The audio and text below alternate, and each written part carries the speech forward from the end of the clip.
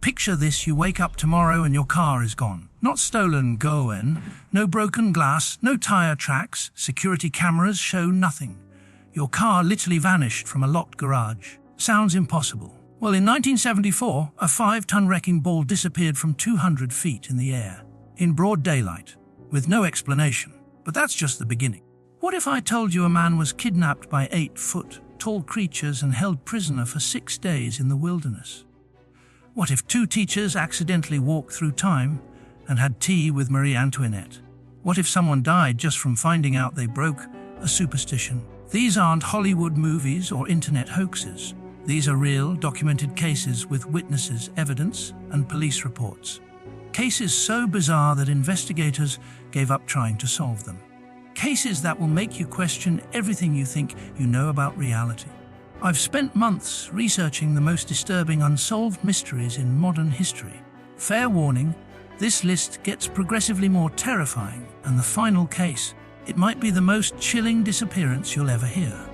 By the end of this video, you'll understand why some mysteries are too dangerous to solve.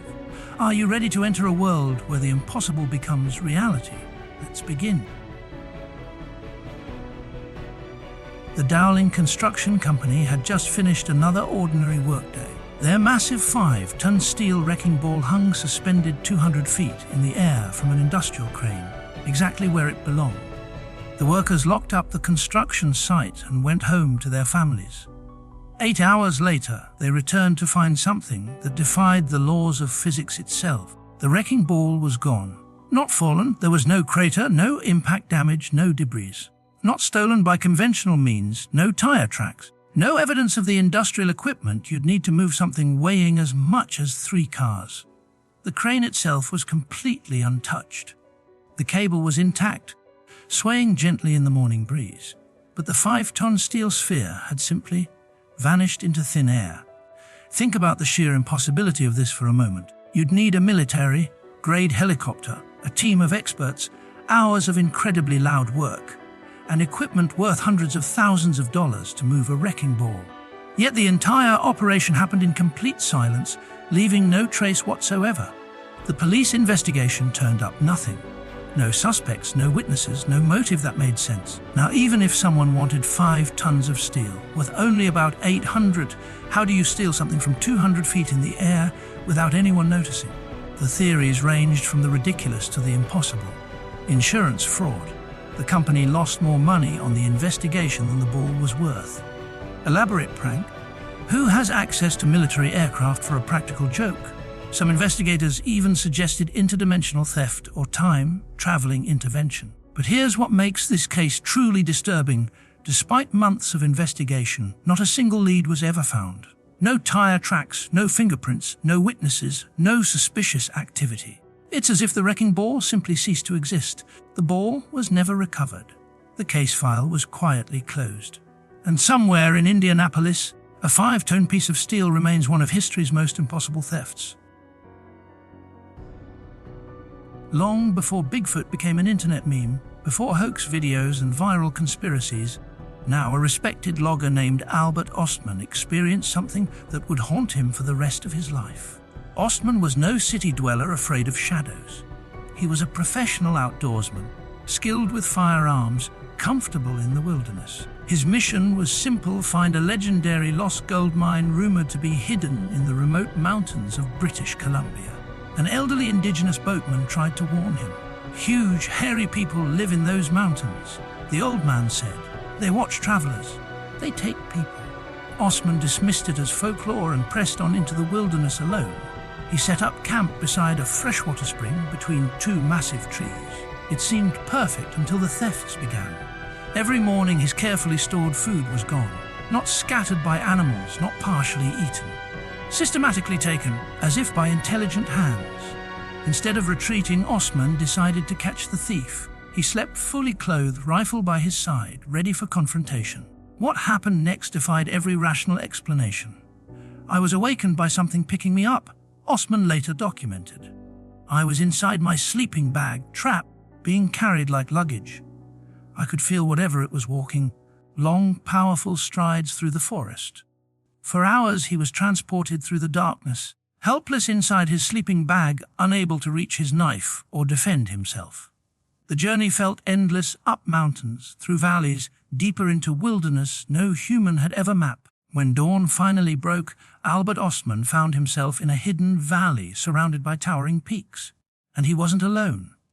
4 creatures watched him with unmistakable intelligence. A family, 2 adults, 2 juveniles. They stood over 7 feet tall, covered in coarse hair, with human-like faces but proportions no human could possess. Their hands were massive, their strength obvious, their behavior disturbingly organized. For 6 days, Ostman lived as their captive. He observed their daily routines, their primitive communication, their apparent fascination with him. They brought him food, showed him curiosity, but made it clear through gesture and behavior that he wasn't free to leave. The detail in Ostman's account is staggering. He described their physical characteristics, their family dynamics, even their different personalities. The older male was cautious and dominant. The female was curious about Ostman's belongings. The younger ones would approach closer, studying this strange creature they'd captured. On the 6th day, desperation drove Ostman to action. When the creatures were distracted, he grabbed his rifle and fired into the air. The sound echoed through the valley like thunder. In the moments of confusion that followed, Ostman ran.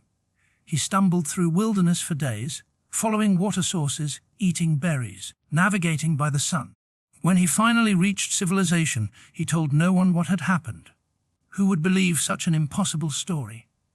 But here's what makes this case extraordinary. Ostman's description matched other encounters reported in the same region by people who had never met him, never heard his story. His geographic details were later verified as accurate. His timeline was consistent. His character was vouched for by everyone who knew him. Albert Ostman was kidnapped by something that wasn't supposed to exist, and somewhere in the mountains of British Columbia, that something might still be watching.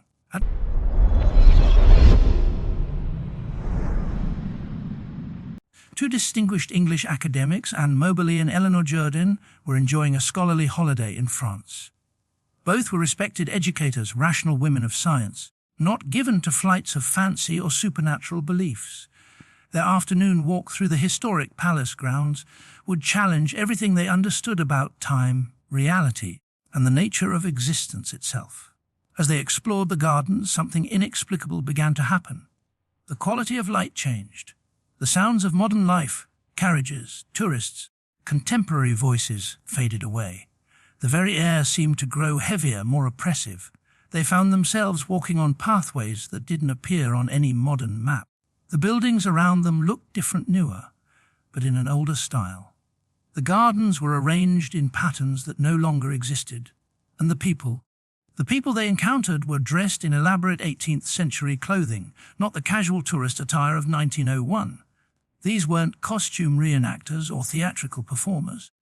They moved with the natural ease of people wearing their everyday clothes, going about ordinary business. Then they saw her, sitting in a garden pavilion, wearing a white dress and a large hat, painting quietly in the afternoon light. A woman who looked up at them with tired, sad eyes before returning to her canvas.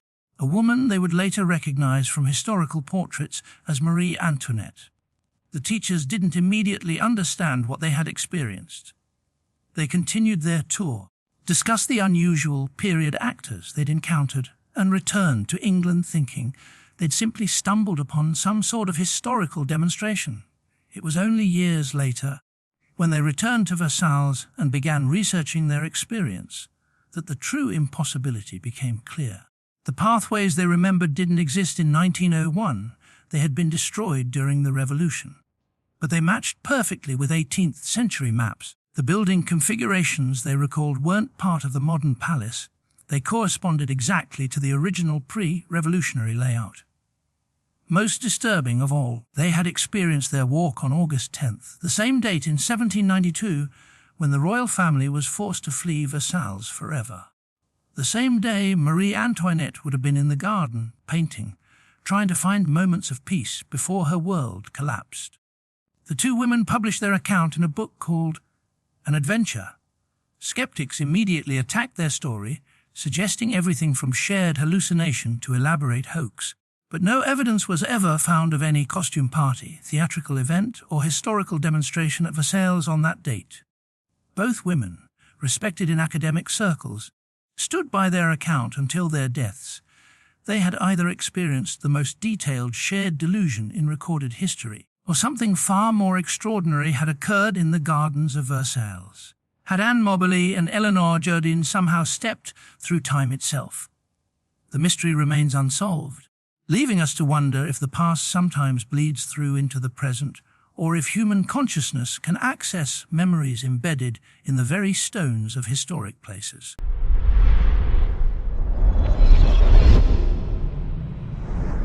The wilderness was brutal, unforgiving territory where only the toughest prospectors dared to search for gold. Fred Beck and his mining crew had been working a remote canyon for weeks, finding enough color in their pans to keep hope alive. But they weren't alone in the mountains. It started with footprints, massive human-like tracks around their cabin, far too large to belong to any known animal. The men joked about it at first, probably another mining crew playing pranks. The footprints were strange, sure, but the wilderness could make ordinary things look unusual. The jokes stopped when they realized the tracks appeared every night, in a perfect circle around their shelter. Now, as if something had been pacing, watching, studying them while they slept. Then came the sightings. Fred Beck was eating lunch with his crew when movement caught his eye. Behind a massive Douglas fir, something was watching them. Beck's blood went cold as his mind tried to process what he was seeing. It stood at least 8 feet tall, covered in dark hair, with a distinctly human-like face but proportions that belonged in nightmares. Shoulders broader than any human could possess, arms that hung nearly to its knees, and eyes, intelligent eyes that showed awareness, calculation, perhaps even malice.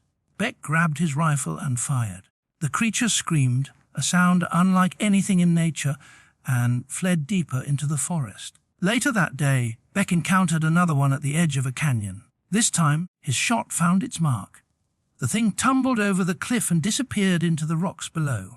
That night, the creatures returned for revenge. They came after dark.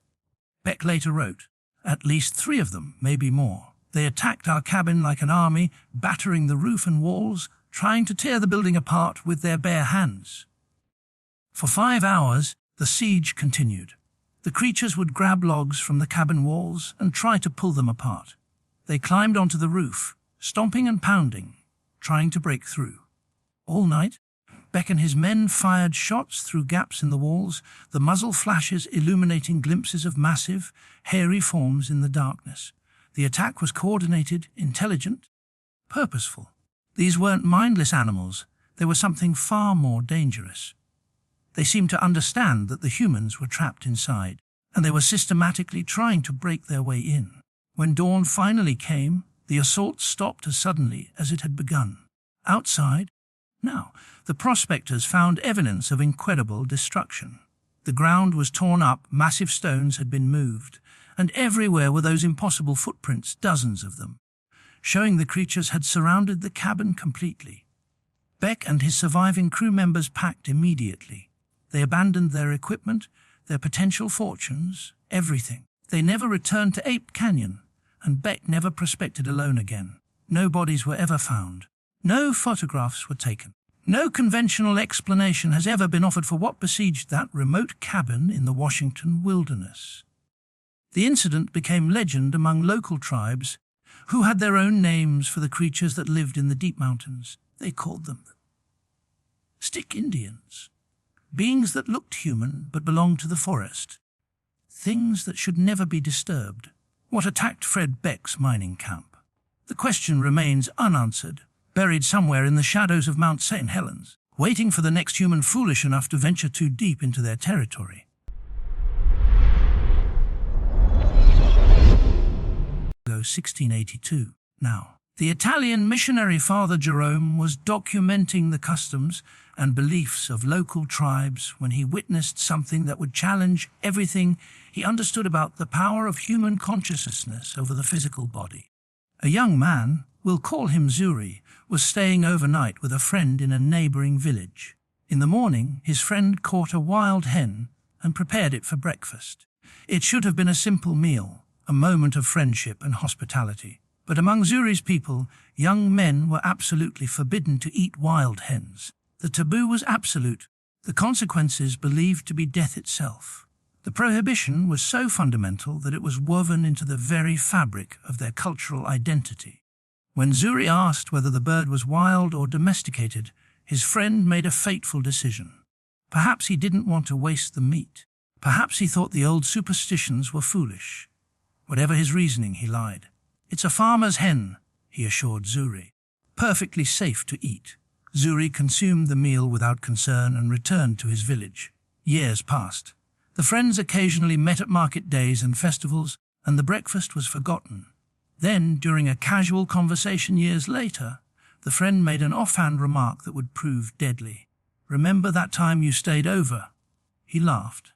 "You were so worried about eating wild hen, but you'd already done it. That breakfast I made you, it was wild hen all along." According to multiple witnesses, including Father Jerome himself, Zuri's reaction was immediate and violent. His body began shaking uncontrollably. His breathing became rapid and shallow. His skin grew pale, then ashen. "I have broken the sacred law," Zuri whispered. "Death comes for me now." Within 24 hours he was dead. Medical examination revealed no poison in his system, no disease, no physical cause of death. The man had literally died from the knowledge that he had violated a taboo he believed would kill him. This phenomenon, now studied by psychologists and anthropologists, demonstrates the terrifying power of belief over biology. But the mechanism remains completely mysterious. How can pure psychological shock override the body's fundamental drive to survive?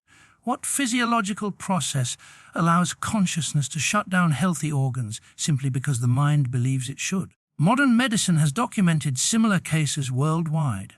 Patients who die after being told they have terminal illnesses that turn out to be misdiagnoses, people who succumb to curses and hexes despite no physical intervention, individuals who literally give up and die when faced with situations their culture tells them are hopeless. In Zuri's case, the taboo became reality through sheer force of belief. His mind convinced his body that death was inevitable, and his body obeyed. But here's the truly disturbing question. Was the superstition really just belief, or was there something more? The tribe's prohibition against young men eating wild hens had existed for generations. Had previous violations actually caused deaths, leading to the cultural taboo? Or had the taboo itself created the deaths through the power of suggestion? We may never know whether Zuri died from psychological shock or from something far more mysterious. The power of human belief to influence physical reality remains one of our most unsolved puzzles, a reminder that consciousness and biology are connected in ways we barely understand.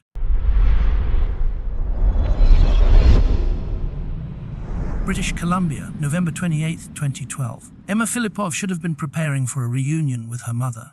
Instead, she was about to vanish from existence, leaving behind only questions that grow more disturbing with each passing year.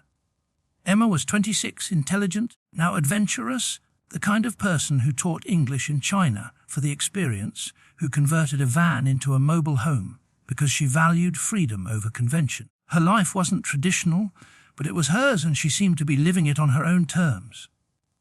Then something began to change. The transformation started subtly. Emma deleted all her social media accounts, not unusual for someone seeking privacy. She ended her 3-month relationship, perhaps a natural conclusion. Now she moved out of her converted van and into a women's homeless shelter despite having $400 in savings and her own vehicle. Now that was strange. Her behavior at the shelter became increasingly erratic. Staff reported that she removed furniture from her room because it was talking to her at night. She would make elaborate plans, hiring truck drivers to transport her van across the country, begging her mother to fly out and rescue her, then abruptly cancel everything hours later. The contradictions were stark. Emma had money, but lived in poverty. She had transportation, but walked everywhere. She wanted help, but rejected it when offered. She seemed desperately afraid of something, but couldn't or wouldn't explain what.